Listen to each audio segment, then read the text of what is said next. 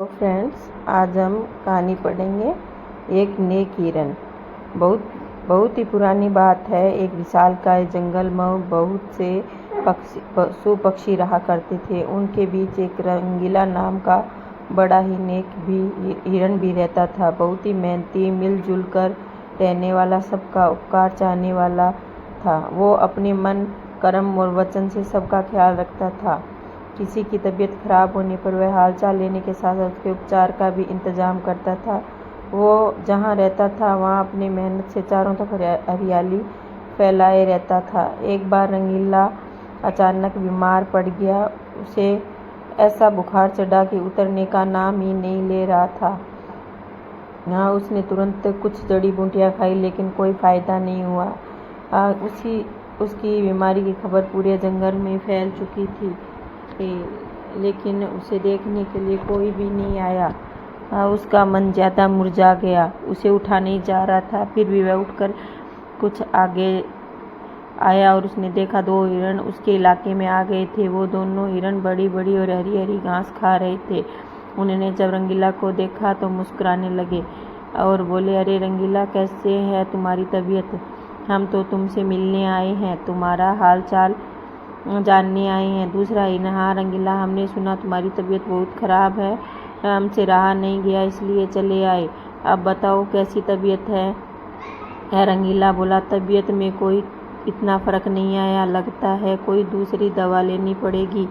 वो हिरण, हाँ हाँ, अच्छी दवा लेना, अपना ख्याल रखना, तुम आराम करो, हम चलते हैं।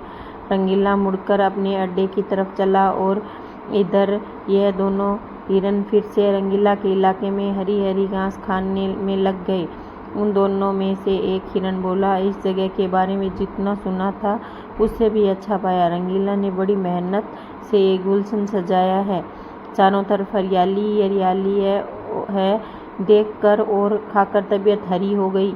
कल रंगीला से मिलने के बहाने फिर आऊँगा। वहीं पर दूसरा हिरण बोलता है, मुझे रंगीला की तबीयत से क्या लेना देना, मुझे तो इस इलाके की हरी हरी घास खाना है। मैं भी तुम्हारे साथ कल आऊँगा। दोनों हिरण का जब पेट भर गया तब वह वहाँ से चले गए। अपने इलाके में जाने के बाद वो दोनों हिरण रंगीला के इलाके की हरी हरी घास की बहुत ही तारीफ करने लगे और बोले, अरे भाई, क्या यहाँ सूखी घास खाते पड़े हो? जाओ रंगीला के इलाके, वहाँ चारों तरफ हरियाली हरियाली है। रंगीला का हालचाल पूछो और पेट भरकर हरी हरी घास खाओ। और दूसरा हिरण बोला, रंगीला बहुत अच्छा है, बड़ा नेक है, उसकी बीमार पड़ने पर हमें हरी हरी घास खाने के लिए मिल रही, इससे अच्छी बात भला और क्या हो सकती है। बहुत सारी हिरणों की टोली ही बन गई। फिर जब रंगीला का हालचाल पूछने रंगीला के इलाके में पहुंच गए, पहले तो रंगीला को इस बात की बड़ी खुशी हुई, मुझे सब मिलने आए हैं। लेकिन उसके बाद का नज़ारा देखकर उसका सर चकरा गया। सारे हिरण उसके इलाके के घास खाने में जुट गए और कुछ हिरण तो फल भी खा रहे थे। उन हिरणों के पास सर उठाकर इधर उधर देखने की फुर्सत ही नहीं थी। रंगीला बेचारा मन ही मन सोचने लगा कि लोग दो घड़ी भी नहीं रुके मेरे पास और घास खाने के लिए जुट गए। अब अगर यही हाल रहा तो मेरे इलाके की सारी घास साफ हो जाएगी। मेरे खाने के लिए कुछ भी ज़्यादा नहीं बचेगा। कुछ देर बाद रंगीला का एक दोस्त मोनू भालू आ गया। उसने आने में बहुत देर हो गई थी। वह आते ही उससे माफ़ी मांगता और फिर कहता है, माफ़ करना मेरे दोस्त, मैं तुम्हारे लिए दवाइयाँ तलाशने चला गया था और आने में थोड़ा लेट हो गया। मुझे बहुत दूर जाना पड़ा। दवाइयाँ तो मिल गई लेकिन आने में देर हो गई। ये तुम खा लो और जल्द ही ठीक हो जाओगे। रंगीला ने दवाइयाँ खाई और उसे कुछ समय के बाद आराम मिलने लगा। उसका दोस्त मोनू उसके साथ ही रुक रहा। 2 दिन के बाद रंगीला की तबीयत बिल्कुल ठीक हो गई, लेकिन उसके खाने के लिए ना कोई फल बचा था और ना कोई घास बची थी।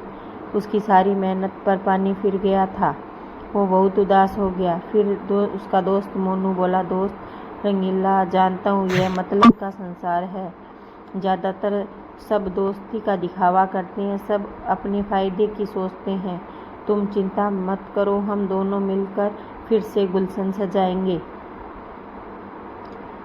दोस्तों, हमें इस कहानी से यही सीख मिलती है कि मन में कपट रखने वाले मित्र से दुश्मन से भी ज़्यादा खतरनाक होते हैं।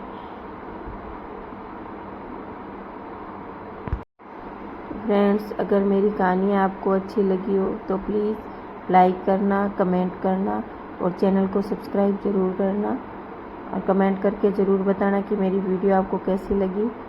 Thank you. राधे राधे।